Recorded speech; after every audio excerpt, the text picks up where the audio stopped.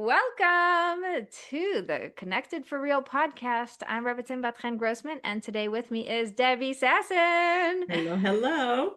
And you guys have heard about Debbie because she is my first coach. And today we're talking about expansion and business. So, you guys know I have four pillars: God, marriage, business, and you. These are the four pillars of everything that I do. You should be well rounded in all of these so that your life is in flow. And because of that, I created my podcast to have that structure. So we're talking this month about expansion in general, expansion in God, expansion in marriage, expansion in business, and expansion in you. And this is the session with Debbie, which is all about your business and money. So get excited because this is going to be a really good one. Okay, Debbie, introduce yourself and tell everyone why I love you so much.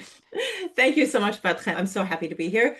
I'm a business coach, former investment banker, former financial planner who went through some iterations in life and business. And after bringing money coaching and money mindset into my financial planning work, people started asking me about, like, hey, you work a lot with money. Can you help me grow my business? So that's how I went from one thing to the next. And now I coach six-figure women. That's what they're making in their business. And they want to scale to seven figures and they want to build lasting wealth.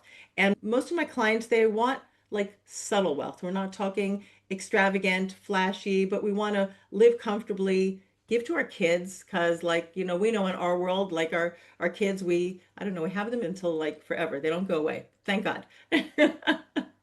We help them get started. We help them to, whatever we can to put down payments on apartments in Israel where you and I both live.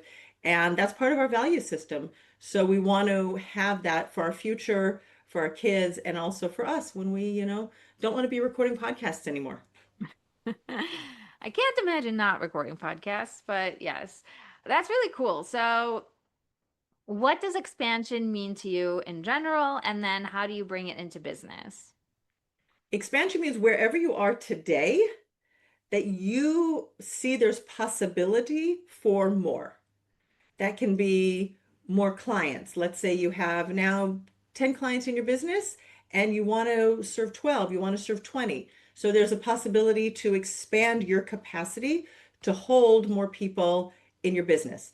It could be expanding in your marriage and bringing more love, bringing more connected. I mean, connected for real, right? They're just bringing deep. It's like there's like depth and there's expansion. So maybe how you know your husband, because we do get into these habits after my husband and I had been married for 30 some odd years. It's now 37, no, 35. So, but whatever, I did marriage coaching. I went to a marriage coach because I'm like, hey, my husband and I have been together. We have our beautiful 8 children. We have grandchildren, thank God. And we kind of got into this loop of doing a lot of the same things over again, but we're approaching empty nest. And I want our marriage to keep expanding as the kids move out and the grandkids come back. So Right. there's more levels, there's more depth, there's areas that haven't been explored, and that's what expansion is. It's not Groundhog Day over and over again. Yes. And with money, we can expand to also, it's not just making more money. I think that in the business coaching world, a lot of coaches get fixated on, I can help you make more, make more, make more, which is great. But what about holding more? What about having money in I call it financial freedom, so that if one of your friends, if you still have friends who live overseas, right? And like I've been in Israel for a long time, but you want to go to a friend's, I don't know, they get married, one of their kids gets married, and you want to go. Or you get an invitation and you just want to take some time off from work, take advantage of something. Just having money in a buffer account gives you financial freedom, and then holding money, investing, making your money grow for you. So you have for your retirement, you have to help your kids when they grow up. That's expansion. Right. Right. Yeah. Yeah. I think the biggest expansion I had was starting to work with you because until that point, I was still doing everything freebie. Mhm. Like there's stages of growing a business. And in the beginning, you're just consuming a ton of free coaching, free podcasts, free, freebies, Yeah. like downloading every PDF, downloading every like summit and bundle and whatever. And that's really the best way to start is you don't have to pay for it if it's already there. Like you have to get educated about the basics and it doesn't matter how. And Right. then you get to a point where you're like, okay, I'm hearing the same thing over and over again from different places. Everybody's in agreement that these are the basics, right? Like, what do I do to actually implement? How do I make this work? And I found you at, I think it was a summit or something. I watched a video that you presented and I was like, oh, look at that. You know, she's like from my world. She has a bunch of kids and she gets it. I'm going to work with her. And it was really fun because it forced me to pause and look at my life not from a business money perspective, but just like, what do I want? And what am Mm, I here to do? And like, yeah. I remember a lot of the time, like, and it was also right as Corona hit. Do you remember Yeah, yes, I do. I paid you up front before Corona hit, like the most money in my life I've ever paid for anything. And then Corona hits and like, what? I just paid for this. Like, Hashem, are you kidding? And you know what? It was actually a beautiful time because people were at home, especially marriage coaching. People were at home, they were on top of each other, but also people were finding each other online. So for many coaches, Right. Corona was a great time. Like for me, my business also expanded in during the Corona times. I mean, it's kept since then, but it was for a lot of people that were doing online businesses, it was great. Yeah. And sporting Yeah, goods stores. it was a really good like first lesson. It was a really good first lesson. I did not even walk into coaching with you and the first lesson was I could look at this as like God just messed up my schedule, Mhm. ruined my career, like I just paid for something that I'm not going to take advantage of. Or I could lean into it and say, how do I make this work with the situation at hand? And that was such a great thing because as soon as I committed fully and was like, okay, I guess this is exactly what needs to be, every time we met, I was making progress and I was moving forward and we were talking Yeah. about things. Like, I really felt like you took out of me, like you were pulling out of me things that I wasn't able to say when it was just me Mhm. and myself or me and whatever recordings, you know? I thank you. I really appreciate hearing that. I mean, and as a coach, that's part of what we do. But I want to point out your strength because you asked a question, I guess, of yourself, like, how do I make this work? Right. And not being in like victim mentality, right? You're Mm, not, you were like, okay, God, I guess this is what you want from me. Now, how do I make it work? Not like, oh my gosh, it's the end of it. It's the end of the money. I'm lost. And then digging yourself into a hole and disappearing for 6 months. But you're like, I guess this is what it's supposed to be. Let's figure it out. And that attitude, and I'm sure that you bring that into the coaching that you do with your clients, right? You help them figure out how to make it work. right. Right. Yeah. I heard people like 6 months into Corona. I heard a podcast where the lady said, if I would have known it would have been this long, then I would have done things I was afraid to do in public, like cut my hair short or do like, things like that. She's like, it could have grown out by now, And it made me think of how many things we don't do because we're afraid of what other people are going to say or we're afraid of certain situations that sort of disappeared when we were all locked down, Yeah. like we weren't seeing each other anymore. People were very it was a crazy time, but I really believe that it prepared us for what's coming next. Like it was like at the time we thought this was the biggest thing in history. Like everybody take notes. We're gonna Yeah. have to remember this. And now I'm thinking, oh, it was just a prerequisite to the war and the Oh my gosh. war. Yeah. Like, oh, the kids, they didn't go to school, they lost so much learning time, and then what do we face in the last couple of years? Yeah, Yeah. more school time out, more upside down schedules, more lack of clarity, more unknown. Yeah. My daughter was first grade Corona, second grade Corona, third grade there was a teacher's strike, so they didn't have school. Fourth grade war, fifth grade war. Like they're making jokes about this, And I'm like, oh my gosh. Well, Like, listen, I got a call yesterday from my granddaughter. She's like, Savta, Bubby, like, Grandma, can you come to my drama? performance. Her drama performance was supposed to be in June Yeah. when we were attacked by Iran. So I'm like, okay, I guess we're coming in September. Yeah, yeah. We missed a bunch of parties. Yeah, There was no graduations, there was right. no Chumash parties, everything was canceled. Right. I sat out in the hot sun when my baby graduated eighth grade because it was outside in the schoolyard at 3 in the afternoon for like crazy reasons to do it then. But we made Wow. a bar mitzvah, our baby. He had a bar mitzvah in Corona, and we made a wedding. Yeah, in gardens. It was so great, actually. Yeah, yeah. That was really cool. It was really cool. Like saying cool about it now seems a little bit like, how could you say that? But I, having experienced a, terror attack, and well, thank God I did not experience the terror attack, but I had to go through it with my brother. You have this belief, and I think that's what is holding my brother and all the people who are going through these really difficult things. You know that you're going to laugh about it. You know that there's going to be things that are going to be better, that are going to show themselves and be like, okay, it wasn't as bad as I experienced in that, like, everything is only bad moment, you Mm, know? Like in the beginning, you can fall into it like, okay, that's it, it's over. mm, But the thing that keeps them going is that this has to be for the good. It has to be good for me.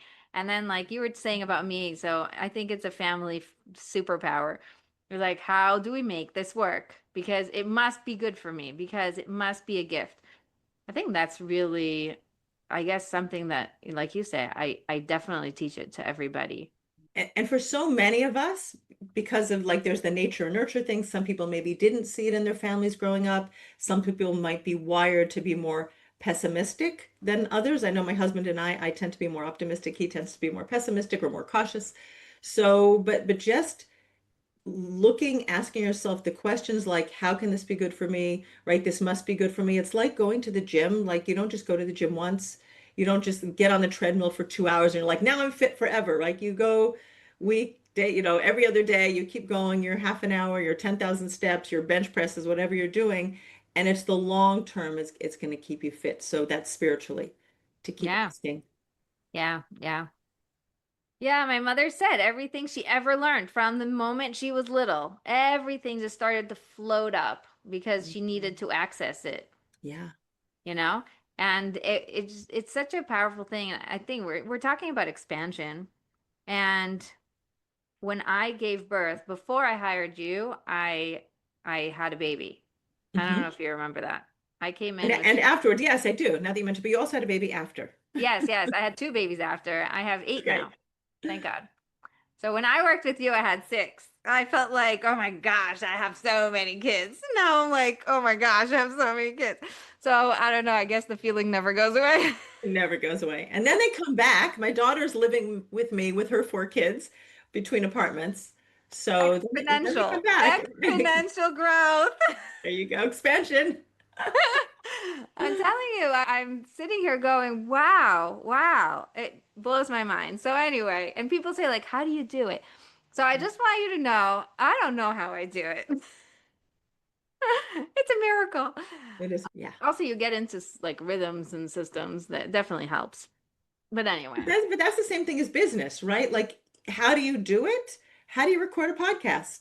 right. You have to think of a topic, you have to find a guest, or maybe you do some by yourself, some with guests. You have to have a process for editing it, for getting it up onto the interwebs. Like, there's a process. And in business, if you have certain processes that repeat themselves over and over, you have your SOPs, your standard operating procedures. And if you have that, then you can outsource it to, I know you have an assistant. So that takes some of it off of you. And now you have just like your kids can help you with the dishes, the kids help you with the laundry, your assistant helps you with the podcast, your assistant helps you with invoicing or whatever she does.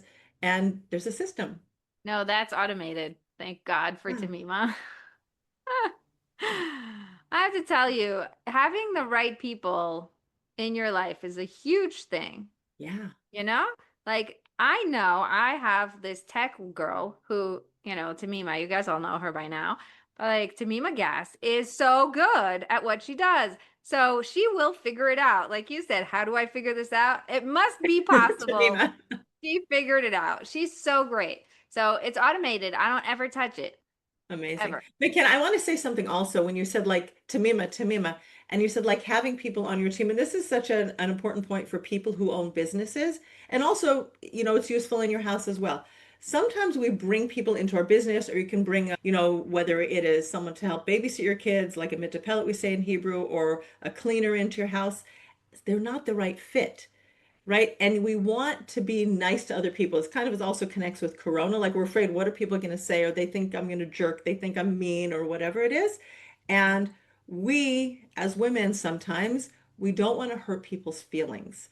So you bring someone onto your team, your home team, your business team, and then you suffer Right. because you have the tech girl that's really not very techy, or you have the cleaning lady who like doesn't really clean your toilets properly.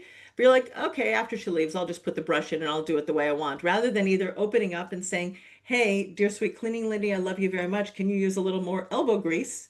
Or just letting her go if it doesn't work, because we take so much on ourselves that we Right. don't need to. Right. And that's part of the expansion. It's being able and willing to hold these experiences of letting someone go, of Yep, communicating hard things, of, getting out of your own way that are going to help you expand. Like expansion 100%. doesn't just happen on its own. It's you really being willing to step into it. And I also want to add to that, yes, step into it and believe you're worthy of it. Right. Like you deserve to have somebody on your team that you don't have to babysit. Like we don't need to helicopter parent the people on our team. We hire them to make our lives easier. And when we make our lives easier as women in business, we can have a bigger impact on the world, right? You can reach more people with your podcast. You can coach more people similar to me, because we have a similar type of business. When I have the right support team, I can bring my zone of genius. I can do my work in the world. You can do your work in the world. And you don't have to hold space in your head for, oh, what's going to go wrong? Oh, do I have to follow up? Right. And that's something to believe that we deserve it. Whatever it is, we deserve support like that. We have like my husband always jokes. Like if I say, no, don't worry, I'll do it. He says, oh, you're being a martyr. Like, are you being one of those Jewish women, one of those Jewish grandmothers who like do everything? And I think that's something that we have learned and we've expanded into believing that we're worthy of support and we can ask for things, we can receive. Like that's a big piece of worthiness and expansion is believing that you can Mm. receive a compliment, receive more money from your clients, receive support.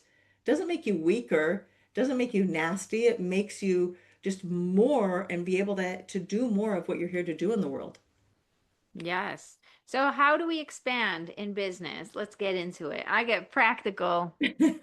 So this is really a great timing. Yesterday, for the people in my coaching program, I did a planning session, 100 days of planning. First of all, I believe in not 12-week years. There's a great book, The 12-Week Year. I don't believe in quarterly planning. For Jewish women in particular, I believe in like trimester. I call it 100 days of planning because every like 4 month block of time has a Jewish New Year in it, or it has a Passover in it, or it has a huge summer vacation when our kids like don't know what to do. And we have Hmm. to keep them entertained. I don't so much anymore. Now I just invite my kids over and put a blow up pool in the garden.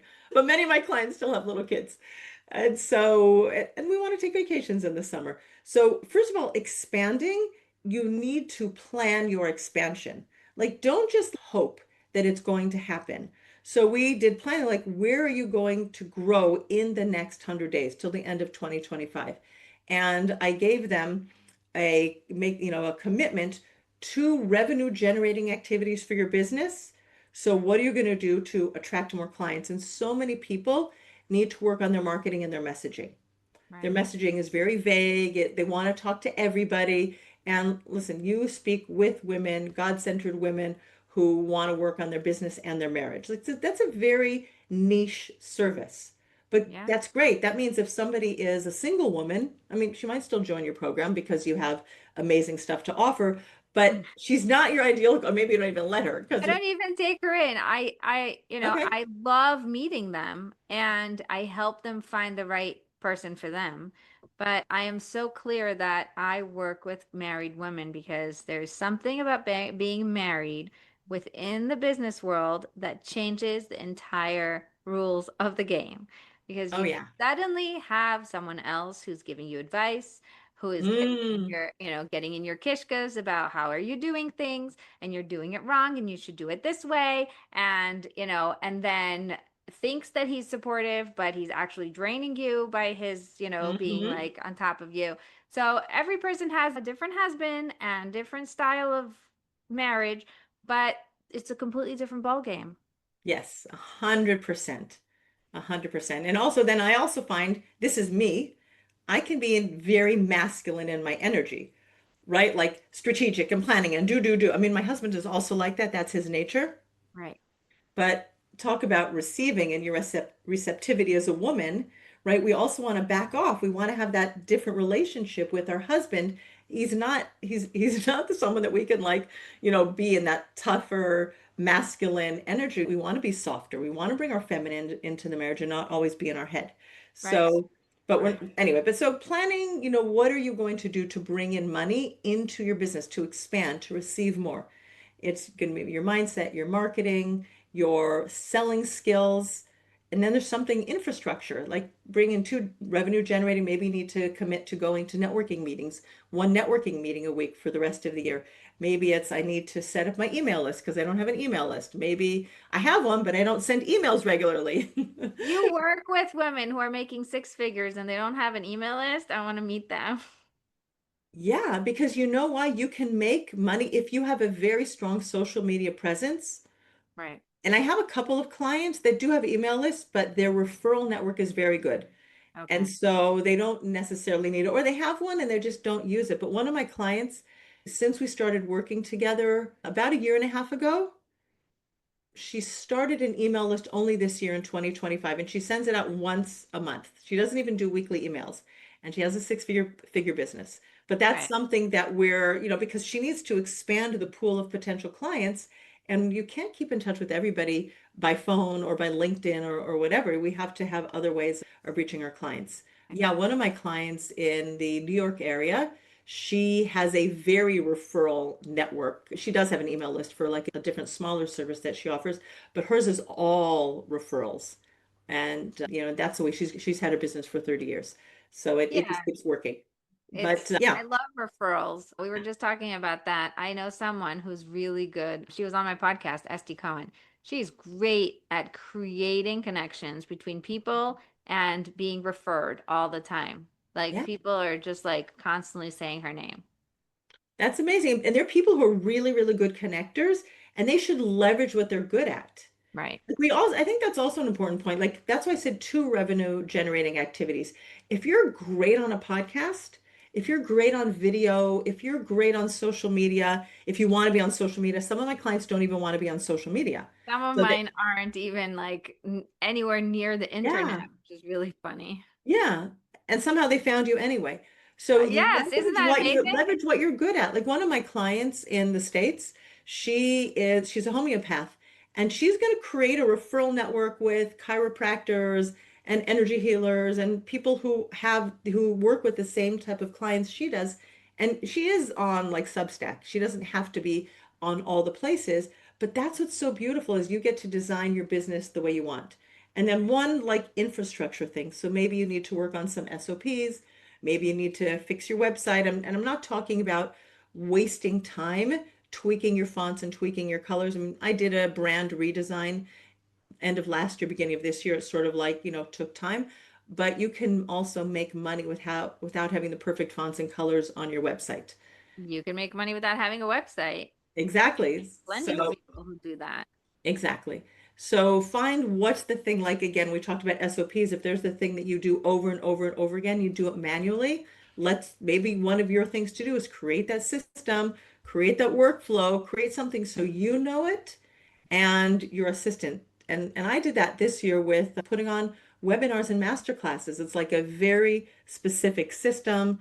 And now my assistant and I, we put it in our Trello board, and then we just check, check, check, check, check. But for the longest time, I've been in business for a while. I was carrying all of that in my head. Right. So, like wherever you are in business, all of the listeners, if you're carrying stuff in your head, I'm with you, girl. Like there's so much to do in business that you have to take a certain time frame, like 100 days. And this is what I did in the first 100 days of this year, is like really systematizing my webinar masterclass process. So now it's so easy and I don't have to keep reinventing the wheel out of my brain.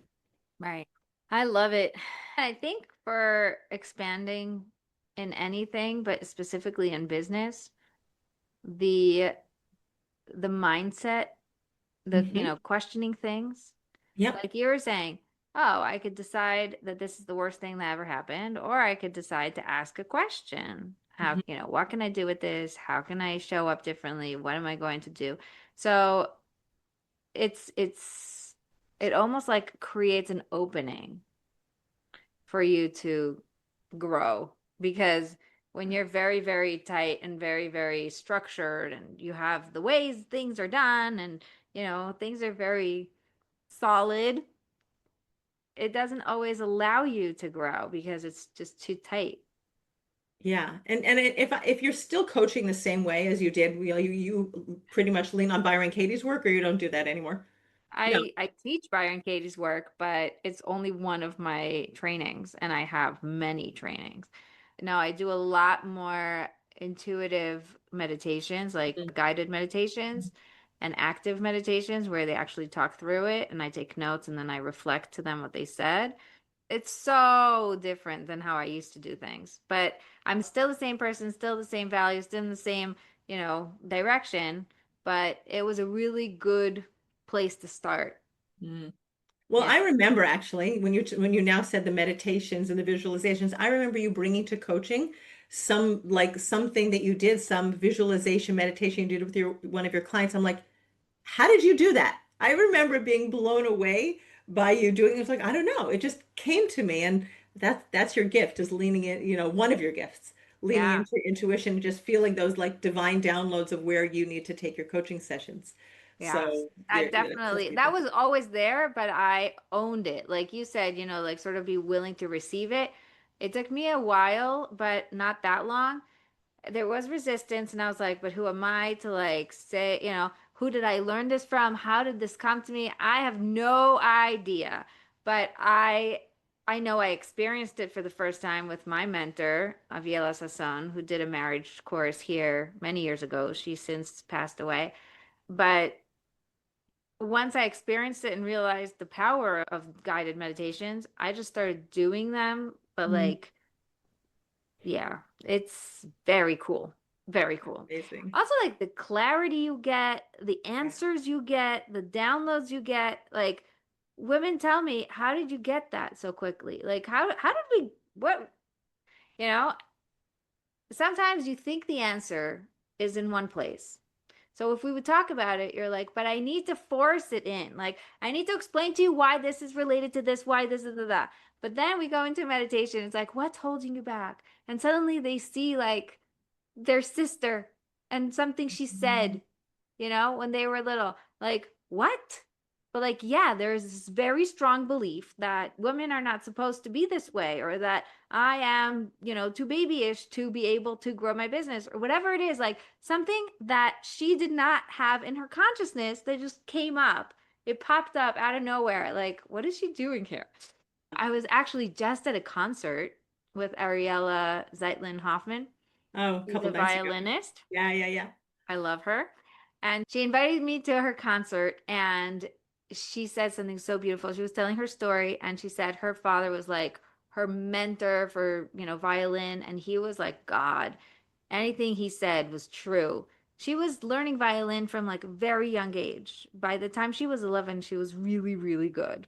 She's amazing. She is. Yeah. She is amazing. Yeah. And we were friends. Like she used to live here in Kochavi Yaakov, so I I know did know her that. as Okay. I know her as a real person too, and she's amazing also as a real person. But anyway, so she said one day her father sat her down and said, "You can never get married if you want to be a successful violinist, Wow. and you can't be religious if you want to be a successful violinist." Huh. So, fast forward a bunch of years, and when she was 11, of course, it was easy for her to promise that, she was never going to get married. And she says, that day I went and stopped being religious at 11 years old because Oh, she wow. because she knew that she wanted to be a big violinist. And meanwhile, like, so she says afterwards she met her husband in Jerusalem when she was here for the year. And, she ended up starting to like learn more and be inspired and whatever. And then she got this really big break, like, wow, this school that is, that she wanted to get into, she got into whatever. And it was a summer program. She went to them, the guys she met who ended up being her husband said, but don't forget Shabbos. So she said, don't worry, I'll make it work. And she made it work. And it was Beautiful. amazing because she broke that belief in her mind Yeah. that I can do both. She made it work. And after 6 weeks of making it work, her grandfather walked in because he was one of the teachers there. He walked in and said to her, "You're keeping Shabbos? It's your fault everybody hates the Jews. You're the reason there's anti-Semitism." And started Ouch. screaming at her, yelling at her, being really upset, and kicked her out of the program. Oh, wow. And it was so shaking. Like I felt the pain. Like when she told the story, I felt the pain. And I said, wow, the belief is not only, in what he said then, but like it's coming to get her, like Mhm. it was so powerful how she described it. And then at the end, she said, I just want you guys to know that there are beliefs that we all have and things in life that want to like keep sticking it in our face, but it's not true. You have to be able to hold both. And just the way that she's a religious woman with a family and children, like her kids are amazing and her husband's amazing. And like the way she's able to do all the things and also completely break Lady. through, like she is top notch. She is. She's like, wow. Wow. I didn't know her story. Thank you for sharing Yeah. that. So it just like blew my And mind. believe me, in the world, they have enough reasons to hate us. It's not because of, keeping Shabbos at violin camp. Oh, Anyway. of course. Obviously. Obviously. But I guess yeah, and we don't know his story and why he has that belief and why he has that trauma. But of when course. you break through, but I am going to circle back to what I said because with the Byron Katie work that probably still weave into it, just asking, is it true? Like come back to beliefs, like is it true and is it absolutely true? And when you get to that absolutely true bit, it's like there's an opening there, right? That eye of the needle, right? That opening that maybe it's not. Right. And that's like my clients with like raising prices. But nobody's going to pay that price. Is it true? Oh, it was thanks to you. It was thanks to you that I have the same price for everyone. Mm.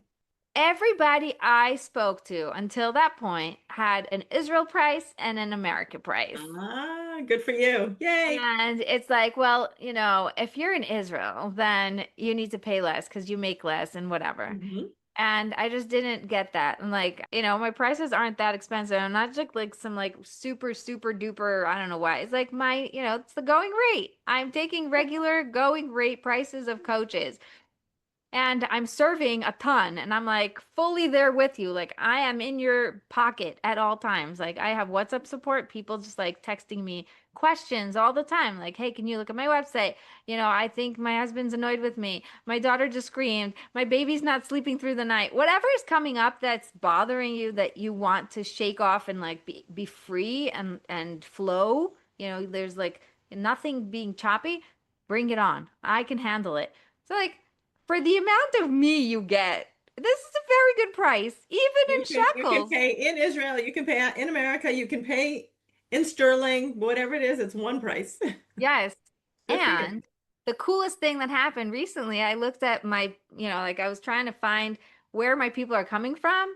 50% of my clients are in Israel, Amazing. That's great. paying paying dollar prices, not because there's some like rich whatever. It's just because they understand the value and they Yeah. would have paid it, anyway. So it blew my mind and it was thanks to you. So you get credit for Yay, I'm that. so happy. Okay, I'll take it. I'll take Yeah. it. Thank you. I'm going to expand. I'm going to take the credit.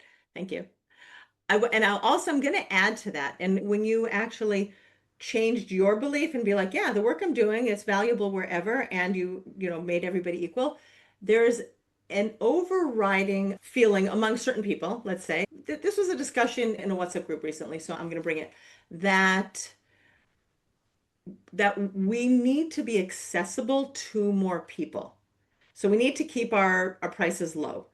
And what the person said is like, well, if your prices are high, you're only serving the top 1 or 2% of the population. And I said, I'm perfectly happy only serving the top 1 or 2% of the population, although I don't think that all my clients fit there. I said, but, and this is for both you and for me, I said, I have a lot of free resources, right? Right. We have free podcasts where people can be listening to this and they can just, in this 1 second, flip their belief on, oh, I can charge the same prices in Israel and outside of Israel because they heard a free podcast.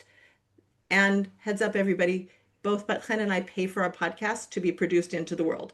So Right. your free content is we pay for it to be out into the world, right? I'm not looking for like gold It's stars an for doing expense. that, but it's a business expense, right? So I'm like, I'm really happy serving my one-on-one clients at really high rates because I do group programs that are less incredibly valuable. I think that group is great because you have synergies that people see other people like, doing, similar things, different things. There's a lot of awareness. And I've got lower priced master classes, free stuff out on the internet.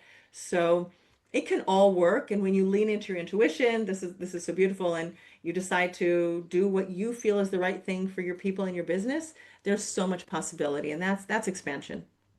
I think also the other thing is that when you expand, you take everyone along with you. Yes. Like expansion is contagious. Hmm. And when I expand to say everybody I serve is equal, Hmm. I allow them to see themselves as equal. And now they're no longer, oh, poor me. I live in a country that makes less money, that makes it hard to live, that has a war, you know, that is like this, that, the other. Like these things can really push you down. And subconsciously, you are making different decisions than if you were living somewhere else with a different life circumstance. And even if this life circumstance is way worse, but in your mind, location would change your circumstance. I am giving you permission to let go of that story and say, I am like anyone else. We all have life circumstances. We all Yep. have things that are going on. So this one has a war, and this one has a sickness, and this one has a family drama, and this is whatever. It does not matter. We all have stuff to live with. We all have stuff. I'm helping you bring yourself up to the level of my ability to contain you. Yes. So in in a way, I am gifting them this higher level of consciousness. Oh yeah, 100%. It's like that little cliche, right? A rising tide lifts all boats. So Yeah, you're the tide and you're lifting them up. And I'm just gonna reinforce what you just said. We live in Israel, it's a small country. First of all, our high-tech industry, like there are a lot of people making lots and lots of money in Israel and in the high tech and other areas also. But I was recently at a business meetup in Toronto, and there was a woman there from Croatia. Okay, now go and ask ChatGPT how many people are in Croatia. It's like half the size of Israel, maybe even a little bit less, but their, average income is even less than in Israel. She's making more than me. Right? She is killing it in her business, selling products to people in Croatia whose, average income is less than in Israel. So we have to just like delete this idea that woe is me in Israel. Her people, her clients aren't even English speakers. So her people that she can work with are way less. Like we can work with people in New York, in Australia, I mean, California, Singapore. We can work with people all over the world. They all speak English. right. And she speaks in Croatian to her people. Like there are not a lot of people, and she's killing it in business. Wow. I love that you have examples of like the opposite of what we believe because seeing an example helps you expand. And I'll tell you why. Because your subconscious only understands two languages, images and words. Okay, tell me more. So that's an image in That's your mind. Yeah? yes. So that's why vision boards are so powerful Mm, because you're seeing you know, in front of you. in a physical way what you're expecting to see in real life. Also guided imageries because you see what you want to see and then you get used to the idea. Okay. Also imagine on the opposite end, we're just talking about visions now, like images now. When your son is climbing the tree, your brain is feeding you not stories, not whatever's images of him falling. Yes, right. And that is why you react, not Yeah. because you see some like nice glowing, wow, he made it. Look at him, I'm so proud. No, your brain is showing you like you already see it happening. That's the words we're using. I see it happening because Mhm. I am seeing in my mind's eye what I expect to happen. And so you become intentional and see the things you want to see based on the way that your brain is programmed. And the words are the reason why neuro-linguistic programming, NLP, works so well because they use also, Words and images imagination, together. but also they tell you how important the words you're using are. So like, ah, this is killing me. Ah, whatever. Like all the words that we use are extremely powerful in Yeah. our experience. Yeah. So, the choice of words that you're going to choose to say, do I live in a settlement or do I live in a town? Is a Mhm. huge difference. And Right. to us, we don't even hear the difference because to us, it's all English. And like, I live in Yishuv. I don't know what that means. But like, yes, no, I live in a town. I live in a town north of Jerusalem. It is a beautiful town. It is a town with over 1,000 families, with a neighboring town that has almost 2,000 families. It's gigantic. We are a huge town. But like if people hear like, oh, you live in a settlement, it probably looks like two little houses on a hill. Like, because words create images like automatically. And settlement has its own connotation that people, Of course. that people will think.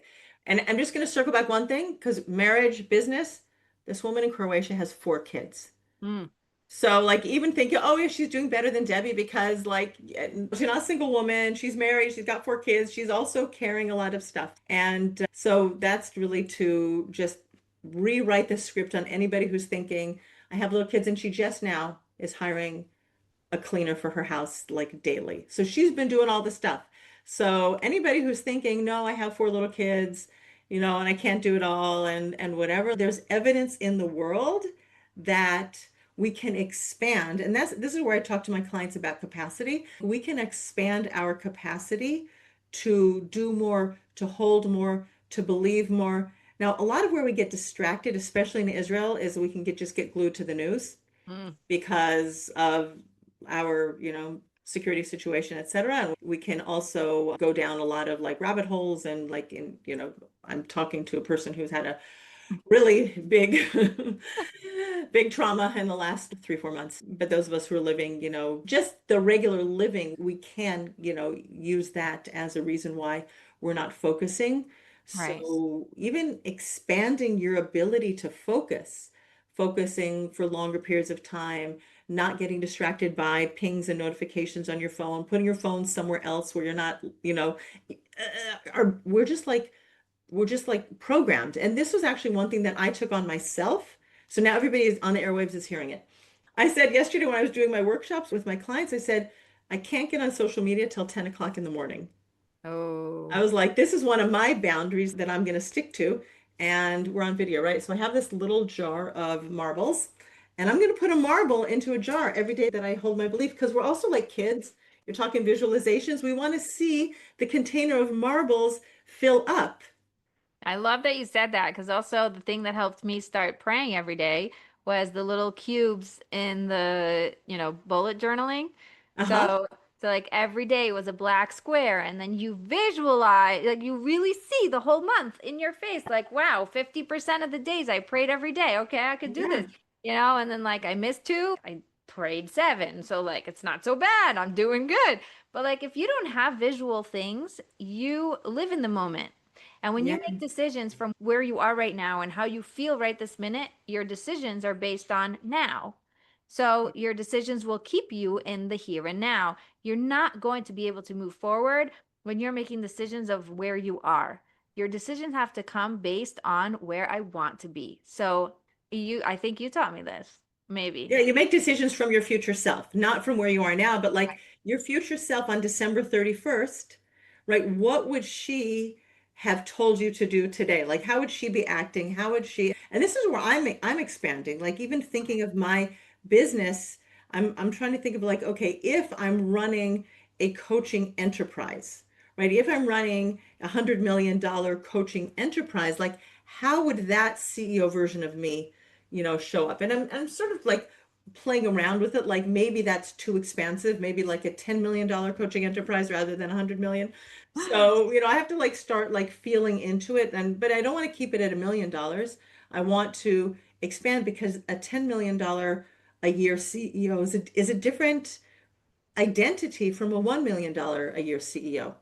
Right. So, Yeah, I yeah. have a funny example somebody just gave me. She says they bought the house. They already took out a mortgage, did all the things, whatever. They bought the house and she hated the kitchen. So her husband said, instead of getting a whole new kitchen, it's going to be too expensive. Let's just change the countertop and all of the cabinet doors. If the cabinet Okay. doors are new and the countertop is new, then it won't bother you so much. And that's what they did. But now, 10 years later, she's telling me, she's like, it was the dumbest thing we could have done because the countertop is the most expensive part of the kitchen and the cabinet doors are the most expensive part of the cabinet. So, like, I already was going to pay that much money if I was thinking like I am now, which is like 10 years later and like less poor and less restricted and less like whatever. I was already taking a loan. Like the mortgage was already there, you know? It would not have taken more than maybe 10,000 more or something very like, when you're thinking these big numbers, like 10,000 is nothing compared to like the amount of money they paid for the house and all of the money they had to put into it and the lawyer fees and all whatever. It was like, just do it right the first time. She says, I wish somebody would have told me that. And, Mm, and sometimes you think to yourself, like, I don't know what I don't know, but sometimes you do know, right? Sometimes you could think as like, okay, if I wasn't in this very tight situation right now and I actually had expansion, even if it's not real, what would mhm. I say to do? What would be the smart thing? And a lot of times, because we have a hard time, we're in it, having an outside person talk to you and break it down for you is so powerful. 100%. But this is also because in marriage, and you're a marriage coach, so this is perfect. Like he has his money mindset Right. and she has her money mindset. And I don't know if she even had the ability to think about it, but he's like, let's do that. And that's what they did. And they might not have even entertained it, but he might have been coming into it from a more, closed or more limited money mindset. And he had a harder time envisioning what I don't know what their salaries could be, or maybe who knows, because we didn't ask him 10 years ago. Like maybe he was thinking, we'll save that 10,000 and we'll put it away for our kids for when we want to help them marry out. Like we don't even know. But when you have two people who have different money mindsets, and maybe this even comes back to, your husband who wants to give you input and wants to be a silent partner in your business because you show up, you do the work, you pay for your business expenses and you also have the income. Like, how do you help your clients? I don't know if to negotiate, but manage those, uncomfortable conversations that they might have to have with their husbands around business, money, and even money in their home Right. That's a lot of what we do. all the time. All the time. And I'll tell you what, I have a calm method, which is 4 steps to creating flow. And a lot Okay. of times we just fall back on that first because it is such a good systemized, intuitive way of working. So the C is connect to yourself. Mm-hmm. What do you really want? Before you talk to your husband, because a lot of women will talk to their husband to get what they want. Like, I don't know, what are you in the mood to eat? I don't know, what do you want? And then you hear what they say, and then your brain will react yes or no. And then you'll say, nah, I'm not really in the mood for that. What else? You know? But like, you can't think with your husband like this. Your husband does not think this way. He has, and that's why guys, eventually it's like not cute anymore. Tell me what you want. Don't wait for me to tell you what I want. Tell me what you want. So husbands have a very And they hard and they time. want and I think really the husbands really want to please their wives. They Of really, course. really do. They want you to make a decision. Let's go. Yes, that is, rule number one. Your husband is a provider and a protector. So he wants to provide what you need and he wants to make sure that you are safe with what you're have, with what you have. So you have to know what you want and you have to be willing to sit down before the conversation to face yourself and say, I want. And this comes to the worthiness part because a Mm. lot of people are just not feeling like they deserve what they want. So they don't even want it because why should I want something I don't deserve? Or why should I want something I can't have? That it's too complicated. This is my brain can't comprehend why I even deserve to want it if it's so out of reach. So your brain will protect you by saying, don't even think about it. Don't even want it. It's like, I don't even want it is a lot of things. We hear this all the time. I don't even want it because it's so far off. So be willing to want it. Be willing to own it. Mhm. Yes. Say it, write it, journal it, whatever. See it. I want what I really want. And once you know what you want, and a lot of times, by the way, because we're women and we're so like high level, a lot of times what we want is I just want peace. I just want quiet. I just want everybody to get along. I just want this to feel smooth. Like, and be honest with yourself. And like, so then you're like, I just want peace. So is it really worth fighting about this thing? So is it really like, why am I getting in his face about his shoes? Like, if all I want is peace, I can just pick them up myself. Like, really? This is what? And and it's just like being willing to sit down with yourself. It takes less than 10 seconds to ask yourself, what do I really want? And Nice. especially in the middle of a fight or in the middle of a situation or in the middle of like overstimulated, if you just take a deep breath and ground yourself, like feel yourself throwing all the energy down into your feet and like the ground sort of like absorbing it. What do I really want? You'll get an answer instant, because your body and your brain, they're all with you here. Like they want to support what you are doing. So let it. Okay. So connect to yourself, step one. And of course, I go into detail about each one with my I'm sure you do. You clients. probably have podcasts. You put And them in yeah. podcasts. And I also have like practical steps of how to get each one. But okay, so connect to yourself. A is for ask for abundance. Okay. So Mhm. you bring God into it. Because really, if you want a new couch and you expect your husband to give you the new couch, then you have a problem in the way you're living this world. Because really, God is providing everything. It is Mhm. nice that we are playing a game, like living an illusion. We are here in this like tangible world that is actually not tangible, but it does not matter. If you are falling into the belief that your husband is the one who's going to provide for you, that your husband is the one who creates this safety, the stability, all the things that you think your husband is supposed to create, you are, Off the mark. yes. God is at the core of everything we do. And that's why my niche is God-centered women. Because if somebody does not believe in God and she doesn't understand what I'm talking about, then she obviously doesn't get to work with me. I am very, very clear that God is the core. He is the one that creates stability and abundance. He is the one who's going to get you the couch. And if your husband says no to the couch, guess what? If God wants you to have the couch anyway, the neighbor is going to be giving away a couch and she's going to get her sons to walk it over to your house because your husband doesn't want to have anything to do with it. It, It's it going to will show up. it will happen, right? Because God decides. So our will is obviously based on God's will because I want to do what God wants to do. But for me to serve God in the best way, I first need to know what I want. Because if I come to God and I take away the prerequisite of the C and I just come, we've all been told to pray. I just come to God and I say, I don't know what you want from me. I'm like so stuck. I'm sitting here. My husband's screaming at me. I don't know about, right? The energy isn't there. I am not available to get an answer. I am just like Mhm. puking at God instead of creating a relationship. God wants us to have a dialogue. It's not one way. It It's is the ability to listen, the ability to hear the answer. So we said C is connect to yourself.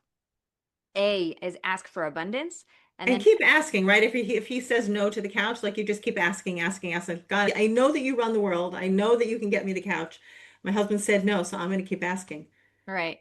And Uh, sometimes your husband will like pass a store one day, it'll be on sale, and he'll be like, "Oh, let's just like that." Could also happen 2 months later. Yeah, yeah.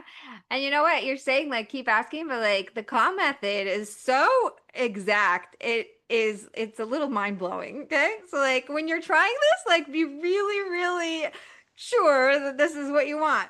It's just like been so cool to watch people sending me stories about how the call method worked instantly, like, Ooh, or nice. like that day, or, you don't even know all the things I use it for, like that. Very, very It's like exciting. manifestation a little So bit. it's sort of, but really, we could get into Okay, that well, we'll another talk to that, and day. like the Manifestation. next time we're on a podcast, we'll talk about manifestation. But it's Yeah, really bringing God in and believing it's possible and asking. exactly. Yeah. Exactly.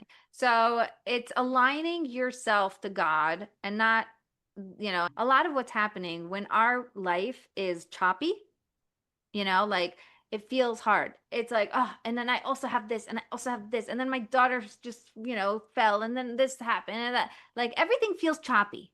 You get to your end of the day, and you're like, what did I even do today? And it all just feels like a bunch of blocks that are falling on top of each other. Yep. That is not flow. Okay. That does not No, no. count. And we create flow by bringing God into it and aligning ourselves to Him. In Mhm. order to do that, you have to be really attentive, because when we talk about your own will in step one, that comes from God too. Yes. God gives you your will to help you know what you're supposed to focus on so that you're not, fuddling or fiddling, whatever, Wasting Uh, your time on doing things that you're not yeah, supposed to be doing. exactly. So we have connect to God, connect to yourself, ask for abundance, listen for the answer. That's Mhm. the third step. We have all been taught to ask. We have not been taught to listen. Ooh, yeah, I like that. Yeah. And there's a lot of what I do with my clients. We get really, really practical about how you listen, what helps you, because we're unique. And what helps me listen is not the same thing that helps you listen. So we get really, really deep into that. How do you access the answers within? How do you allow yourself to hear things that are not what you expected? You know, training your brain to work with you and creating the capacity and all of that good stuff that we're talking about today, like the expansion, all that, it comes from actual skills. And by the way, in the olden days, they had schools for prophets. They Yes. actually Absolutely. taught people how to listen. Mhm. And so it's not something that's like lost. Yes, prophecy is lost, but the skills and the tools are not lost. They're just not used because, we got so in our brain and in our way. But And even when I talked about like, not going onto social media before 10 o'clock, it's like also we distract ourselves. And it's really hard to listen when you are distracting yourself. And sometimes listening is going to be uncomfortable. First of all, because we're just not used to doing it. right. And that's why I clapped when you said like no social media until 10 a.m. because that is such a gift to yourself. Yes. Yeah. It is such a gift. It's I think the first time I ever journaled like for real, and I wrote, book one, 0 to 100, and that's when I hired you. It was like, okay, now I have a goal. And my goal is to get to, 100K. I am making this the journal that takes me there. And now I'm in book 17. Okay? Like I did not stop journaling since. Good for you. I'm very grateful to you that you're like part of my first book. And also I obviously made it, like You did. You're thank God. great. You're great. Thank God. Yeah. But it's really extremely exciting to realize that you're not some balloon without, being held down, that you aren't Mhm. just floating through this world. Like you have a lot more control than you think, but the control isn't controlling things, it's controlling your ability to tap in, Hmm. right? So, sort of getting rid of the noise, allowing yourself to listen, being willing to hear, learning your body language of your own, like getting to know the differences between my stomach hurts because something's actually wrong versus my stomach hurts because something is really not right. Yeah. Two different things. 100%. So, getting to know yourself. So, listen for the answer also is realizing that God speaks to us through reality. And so, instead of fighting reality and saying, this is not supposed to be this way, saying, okay, this is God's will. Hmm. and therefore it must be an answer to something. So sometimes we don't understand the answer. Maybe the answer came before the question. Sometimes we're not really sure. Like, oh, I want to believe that I'm handling the terror attack better than if I wasn't in this higher level of consciousness because I'm, in acceptance. I'm not fighting reality. I'm grateful to God for, my brother being alive. There's a lot of things I can be grateful for. Gratitude is a huge thing, that helps you listen. Yeah. I don't know. I can't give you a specific answer of why this was an answer to my prayers or to anybody's prayers in any way, because obviously, like, it is in this We elusive would all prefer world. it. We would all prefer it wouldn't be this way, but we don't understand Exactly. But all the then also I already see things that are coming out that are good. First of time. all, the fact that she was constantly working to grow, like to spread her light. And she was obsessed with it. She's like, I'm gonna go viral. And she went viral. And Oh. so like, can you have done it any other way? I don't know of anything. I'm not God, thank God. I am very happy I'm not him. But like Just be a it, Rebbetzin. It's good. yeah, it's good. I'm good with it. I'm good where I am. But like there are things I can see that were good. Mm. Okay. But we're not talking big, huge things now. But like, let's say you wanted the couch and you connected to yourself and you go, okay, why do I want the couch? I want the couch. I'm going to do a lot of wonderful things with it. I'm going to have guests. I'm going to have my house look like an order. My kids are going to feel at home in the house, whatever. All the good stuff. And then I ask God, and I bring him into it. I'm like, God, you are the only one who can bring me the couch. There is no one else who has control over if there's a new couch or not but you. And I can ask and I could talk speaking with my husband and I could do whatever I need to do. But like bottom line, you're the only source. That's it. And when you get into that mindset and now you go into the listen for the answer, this is when you start taking action. So you go to your husband and say, I really want a new couch. This is the reason why I want the couch. It will make my house so nice and my kids will feel at home and we'll have where to sit and we'll be able to blah, blah, blah and have guests and so on and so forth. And then you listen and your husband is going to either say like, what are you doing? You're trying to waste my money? No way. We have a couch. It's good enough and blah, blah, blah. Or he's going to say, oh, okay, let's see how we can make that happen. And you're like, really? Great. Thanks. It might be that you didn't even ask your husband. Suddenly somebody is giving away a couch. It happened to me with what was it? I think it was a fridge. Our fridge broke and I was like, we gotta get a new fridge now. Like buying a new fridge would have taken 2 days to get here. And we needed one Erev Pesach. Oh my gosh. So I was like, what? And I used the call method, and suddenly the neighbor from next door got Okay, a wait new a second. fridge. Uh-huh. Got a new fridge, and they sent my husband a WhatsApp. Do you want this fridge before we throw it out? And my husband's like, yes. Anyway, it was very cool. But these things don't surprise me anymore because when you're doing it, you start to live with God in everything you do. And that's something that's contagious. Like all of my clients, they come to me to like get that, like, oh, I want that. So wait, so I'm gonna ask you a question, then we have to hear the M because I'm on like, pins and needles waiting. But I mean the calm method, obviously the word is calm. Through your implementation and execution of your method, have you become a more calm person? Like, it's a Of trick course. question. If you don't say yes, then I'm shooting bullets through your like methodology. No, but like I think that you just like that pause. But you know what to do. One of the But biggest yeah, but issues. you're also coming to your husband after you, like for that fridge or that couch or whatever. You're like, what do I really want? Even if it's a fridge, you're like, okay, I want to have it this many liters and I want it two doors side by side. I want the freezer at the bottom. Like, even like you've calmed yourself down rather than, we need to go right now. We got to go to the store. We got to get something. And like you're in that panic frenetic mode, right? But you've stopped yourself. Like there's such brilliance in that, like to Of connect course. yourself. Because now I have an opportunity. I need a fridge. What kind of Okay. fridge would I really love? And he might say, but we don't have a budget. We just have to get the standard 500-liter one. We can't do all the fancy things. No ice maker. That is one thing we don't have, and I really wish we did. Not in Israel in the summer. Yeah, but you know what's amazing?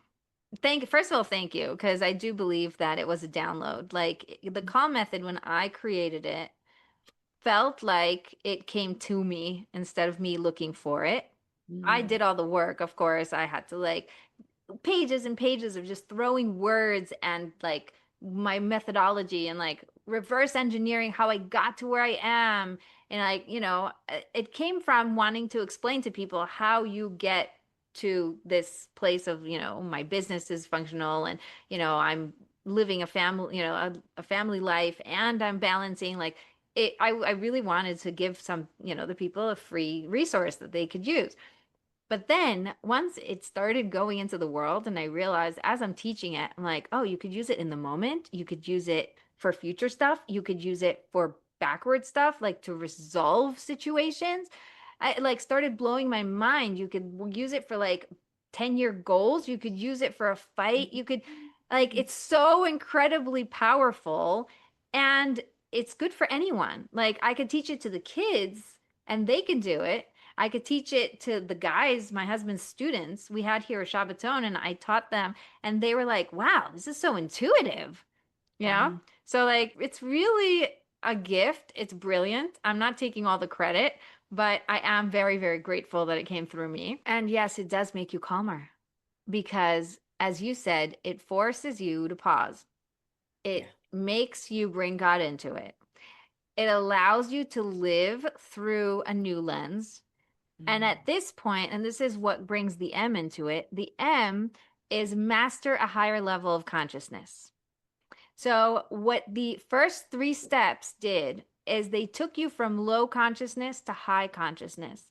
When you were stressed out, you were angry, you were, falling apart, everything was overwhelming, you didn't know what to do next, you know what to do next. Now, step one, connect to yourself. Just write down what do you want? You know, go for a walk, do the thing that's going to help you figure out what you want. And then ask Hashem, ask God, bring him into it. Like, so, we could see how you're getting higher and higher in the consciousness levels.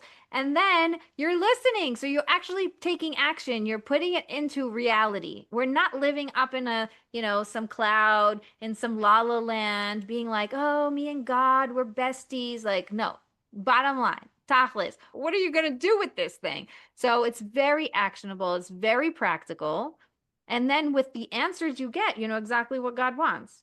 Like my Mhm. husband either says yes or no. And if the no might mean not now, there's Mhm. never no, right? So not now, maybe Not it's with women and their husbands. There's very rarely a no. yeah, exactly. Yeah, are you Well, sure that M isn't manipulation?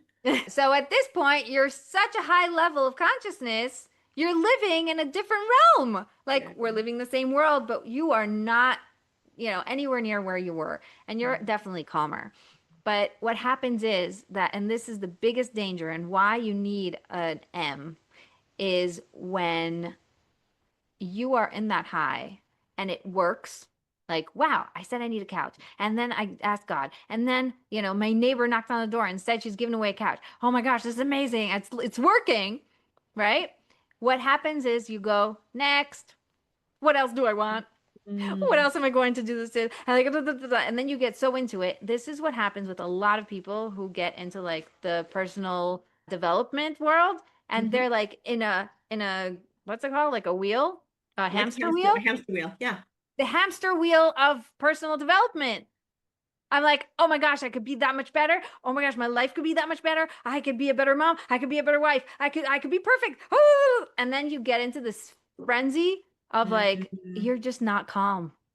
Like Yes. as Oh, no, good that's as great. this was until this point, if you don't master the higher level of consciousness, if you don't take a minute to reverse think, to give celebration, to hold space for what just happened, if you don't learn to like wrap it up and break it down and see what was awesome about this, like really drink it up, you're going to just be like, boop, boop, boop, boop, boop, boop, boop, next. And you're going to lose out on all the great effects of being on a high level of consciousness, right? Well, Because what I hear is like when you get onto that frenetic pace, what happens is you think that you're connecting to God, but you're really not because then it's almost like greed, right? There's like that the greed cycle rather than gratitude, and you mentioned gratitude, but now like, oh, it worked. Let me do this. Let me do this. Let me do this, and it comes from scarcity, like almost like I have to do it all right now. Right. Right? Like if it And works for the also, couch, I want the fridge. If it works for the fridge, I want the car. And then it's greed and God's not in the picture, rather than being that, trusting and asking and listening, then you can almost end up being like stomping your feet like a temper tantrumy 2-year-old. Like, why isn't it working? What's happening? Why isn't it coming fast enough? Right? So, exactly. And yeah. a lot of times we see this in our work all the time and in the people we meet is, people get really into this growth mentality and they're doing the thing, but then they're experiencing highs and lows, ups and downs. I'm like, Mm. I'm either up here connected to God, amazing, or I'm down here in the mud, like, blaming people and shaming them and being annoyed and thinking that, life isn't working. And then I work myself up to, get back up here. And I work so hard to get there. And like, so really, it feels hard. And that's not how it's supposed to feel. It's not meant to be hard, it's meant to flow. And so if you're not in flow, something is off. Okay. And that's just a wake up call. It's like, oh, I got out of flow. Let me go back to the beginning. Connect to myself. What do I really want? Exactly. And I And love that's that how you you said master that it. wake up call. When your phone rings with an alarm to wake you up, or your alarm clock, if you have one, you don't start screaming at the alarm clock, "Stop it! You're bothering me! What are you doing?" No, you're So like, you "Oh, hit thank snooze, you." snooze, snooze. 5 more minutes of sleep, please. For the love of God, just 5 more minutes. Yeah. So, like, when you're not feeling flow, don't get upset. Don't go into like a meta emotions, like I'm angry that I'm angry, or I can't stand it that I'm so sad or whatever. It's like, no, pause and be like, oh, this is a wake up call. Thank you, God. I'm going to figure out what I want now. Like, But I'm is going it, to but restart. one thing I didn't hear, and maybe this comes under the C, but like, let's say you are sad about something, right? You've just been through, losing your sister-in-law in a terrorist attack. But is part of the C like, what do I want? Is like, if you ask yourself, is that like sometimes it's acceptance, right? Is like, because that wasn't part of the method. Right? So it's Well, interesting what because I you get want, into a frenetic pace. It's like, what do I want? I want to go back to sleep for an hour or two. But sometimes we have to accept we got to get our kids out the door, right? yeah, but have you ever had this moment where you're like, oh, I want to go to sleep, but I can't go to sleep right now. But what if I can take a nap? Or what if I can go to sleep earlier? Or what if I can honor that need? So suddenly I'm not in resistance to my body. I'm not in like, conflict. I'm not Mhm. head to head with my needs. I am listening to them being like, oh, okay, what do we need to do about this? How do we fix this? How do I allow myself, how do I honor this need without making it bad? It's not bad that I'm exhausted. It just is the reality. It is. I'm exhausted. What am I going to do? That's what it is. So now what can I do? Can I go for a walk? Can I sit at the, you know, yesterday we were at a very long day, Activity, tour, whatever. yeah, tour. And like halfway through, I'm like, oh my gosh, we've been sitting on buses and sitting to listen and sitting to everything. Like we're barely moving. And also, my back is hurting. So I laid down on the grass while the speaker was speaking. Like we're finally on grass. We're finally like, in nature. I just laid down on my stomach, like flat. And I gave myself permission to just give my body a break. Mm. So, can I go to sleep right now? No. Can I like, do all the other things I wish I could do in the middle of a trip? No. But at least I honored that need. So, what do I want? What do I really want? I really want to, sleep. I really want to feel energized. Oh, wait, maybe I can get a smoothie. Maybe I could eat a date with nuts. Maybe I can, a banana with peanut butter. Like those are my go-to things Sounds for, good to me. I love it. yeah, like go to for energy. Like honor the need for energy, honor your need for space, honor your need for pause. It's okay. Yeah. And then, oh, I'm going into a meeting knowing that I'm going to take a nap right after is very different than I'm going into a meeting because I have to. Exhausted. I'm so exhausted. I just need a break. Yeah. It's like you're going into the meeting anyway. And now the question is it out of necessity, out of like, I have to, and I hate my business that it forces me to be on call for all these things when I'm tired and whatever. Or, okay, I love my business. I could go into this call, give it my all, and then know and trust that I'm going to follow through with what I promised myself, which was going to nap.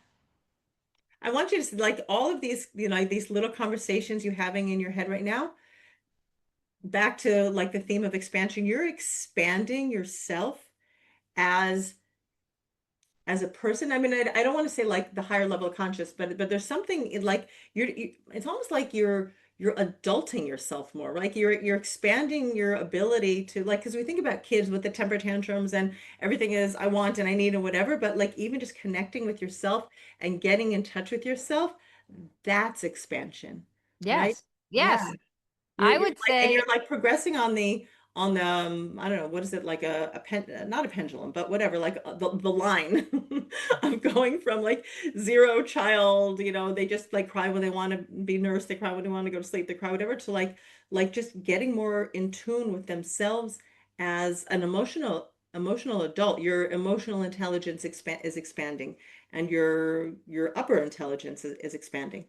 right. So yeah, because you're asking yourself like they're not even like deep, meaningful questions, but they're just like good questions. Right. And you know what? Somebody just hired me to help them adult.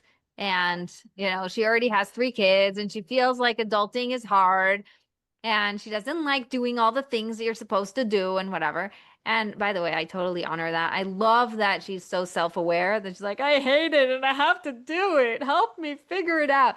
And the answer is you don't have to do it. You Right. get to do it. Yeah. Like change that. Like adulting feels like there's a very annoyed mother or father sitting there like whipping you and saying just do it because that's what you're supposed to do, it's what we do, it just needs to get done. And it's like, no, it doesn't. Adulting is I get to do that. I get to create my reality. I want yummy food, I'm going to make the thing that makes me the most happy, right? Or I want the food to be made, it doesn't have to be me, I will make decisions from my very higher self that it will serve me now and bring me to where I want to be. Right? So like we can find solutions to help you feel really good in your own life, in your own body, in your own existence that don't have to come with like a whip or a talk yourself into it, It never works. It never works to like push yourself into something. And I was just gonna add one thing, like I get to do it. Like that doesn't always work for everything, right? Like cleaning up the kitchen at the end of the day, doing the laundry, whatever it is, like I get to do it. I'm so blessed. I have so many kids. I have such a busy household, right? I get to do it. And we also don't have to love everything that we do. I've talked about that in money, in your business. Maybe you love coaching your clients, but you hate doing your books and you can't yet afford to bring somebody in and you're like, okay, I don't have to love doing my books. But if when Right. you bring that resistance and that like like that feeling, you're like, okay, this is just something I'm going to do. Don't have to love it. Right. And if you see yourself every single night being exhausted doing the thing you hate, then it is, it very well may be time to, I get to have a cleaning lady come in for half an hour a night or for an hour a night and just close the kitchen. It's like, it's okay. Yeah. Yeah. Yeah. Yeah. Yeah. Amazing. It's part of the expansion. Sometimes, we're like martyrs because we think that's how you're supposed to do things. Like, I think it has to be hard, therefore I make it hard. Like, what if it doesn't have to be hard? What if it could just be done? Well, sometimes that's what it is. The dishes in the sink, it can just be done, or maybe get yourself a dishwasher. One thing that I would love to do, this is where I'm going to use your calm method, right? I would love to have a personal like cook, someone to come and cook meals. Now I have my daughter here. She's enjoying the kitchen. I just don't like cooking anymore. Like I Okay, did it that's with my kid, when I did it when my kids were little, hmm because like I had to, they needed to eat. I'm not a gourmet cook. We had scrambled eggs, we had oatmeal, we had soup, we had like a few, basic things. I tried with the kids. My kids were never into like the paczki kind of things. But now it's just most of the time when my daughter's not living here, it's just me and my husband. So I'm just like, someone can come and cook and make me healthy meals and put them in my fridge. yes, and you can. Now we talked about it. You're Now gonna we go talked about use it. the calm method and get Yeah. back to me. I'm like, sweetheart, I was thinking that, this would be really great and I would really love it and hear my reasons. And I'll have to come back for another episode and tell you what happened. Yes. When you say sweetheart, first bring it to Hashem. Okay. Thank you, sweetheart, up there. Yes. No, because really it's like you skipped a step You're right. You're right. subconsciously. You skipped a step, and it's so subconscious. We really are so trained that we are in control. You're right. There You're is right. Thank something you. in the training. Oh, wow, it like blows my mind. And I'm sorry, like I'm picking on you, but No, it's great. Thank everybody you. should know Debbie is amazing. But you did it so naturally. It's like, okay, I know what I want. We Woo! skipped over A. Exactly. We skipped it. Yeah. Yeah. So now you're gonna go back. You're gonna actually write a prayer because I'm gonna force you to, and then just kidding. You get to. And so what's interesting is that when we daven, like when we pray, like we're so used to, but when we ask for things, and I put the things in, but something like that, you feel like, oh, that's too little, that's too stupid, that's too whatever, right? But what you're pointing out is that we get into those rote habits. Like, can this one please find their mate? Can this one please, get healthy? Can this one but like something like that? Oh, can you help me figure out the right words to say to my husband? I'm really thinking that this would like, yeah, Yes, yes. that's our father. Just like you would go to your father, in real life and say, Daddy, can you help me? Can you teach me to drive? Can I borrow the car? Right? Totally. Right. We just go to our Father in heaven and we ask. You're right. Totally. And then also I have a structure that I teach for how to write a prayer so that you don't have to, you're not working hard. Everything's very simple. I give all the frameworks and the structures. Even in these things, you can learn how to do it easy. Like let it be easy. Why are we making things so hard? You're right. I love it. Yeah. Thank you. Okay, Debbie, how can people work with you and give you money? Oh, yeah, I receive. I'm asking. Yes. So we know who I work with. I work with women who have businesses making $100,000 or more, helping them if they want to scale, if they want to have a group program. You can find me all over social media after 10 in the morning. Instagram, Facebook, LinkedIn, and I have a free resource on my website, which is Rewiring for Wealth. debbiesassen.com/mindset. And it helps you rewire your mindset in your brain to be able to receive more and find out where your money blocks are. I love it. And if you guys are looking for me, I am at connectedforreal.com and you can have my freebie, connectedforreal.com/guide. I'll give you the guide to unravel overwhelm. Oh my gosh, everybody needs that one. Yes. Yes, it's a good guide. Thank you, Debbie. You're amazing. Thank you. Thank you so much for having me. It's been too long since we've connected for real.